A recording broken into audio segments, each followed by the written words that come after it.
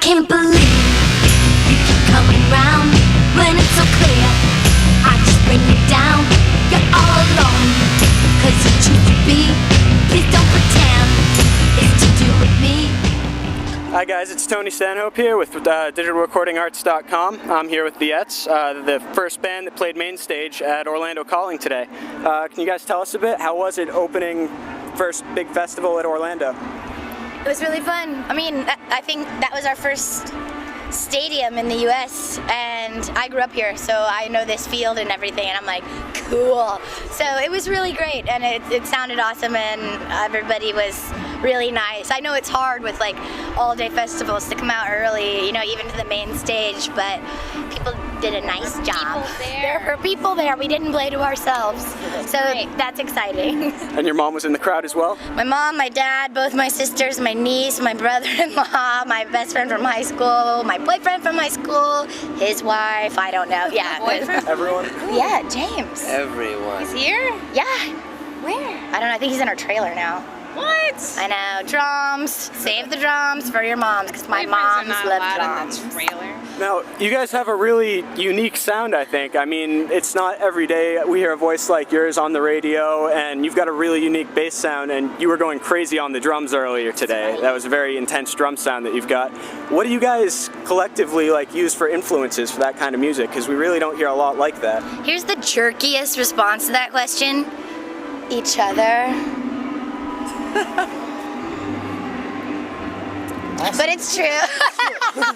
Because we come from like extremely different musical backgrounds. Really? Like I grew up with country music, and Jim grew up with like 60s pop, and Poni grew up with 70s punk rock, and then we just picked up records along the way. And when we met, we just got together, like we got along so well together that when we started the band, we incorporated elements of all that stuff and stuff we wanted to do. So like, yeah, I'm just gonna go out and say we inspire each other, man. And your album Wicked Will came out in August. Yes. What was that like recording that album? Awesome. It was totally awesome because we recorded it at Toe Rag in London with Liam Watson, with whom we've worked twice before on our first and second albums, and so we're like best friends. But that doesn't stop his totalitarian ninja styles in the studio, and so we knew we were in good hands, but we're like grown up enough and had a relationship enough to know where we could fight, when we would definitely lose, when we might gain some headway, and like it was just really comfortable and really like immediate and expressive of what we wanted to do. And we've been touring so much that we were tight together, so we were able to get a lot done. And when you guys go into the studio, is it do you track all together as a band? Do you do individual? You do everyone at once? Yep.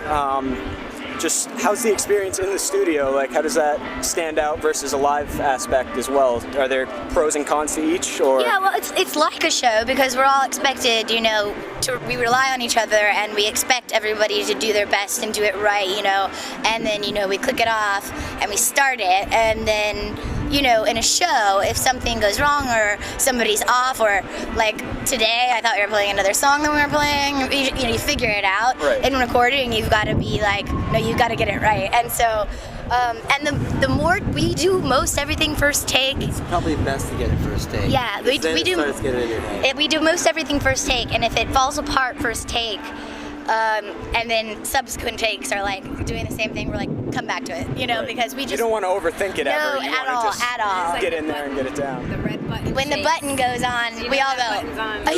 You play it perfectly, and the button's on, and then you're like, Liam goes over the loudspeaker. He goes, "We are rolling," and then you see the tape rolling. He's there, he's fully involved. So you're like, if I'm not, I'm the jerk, and nobody wants to do that. So yeah, it's just really like hyper vigilant and like, get it done.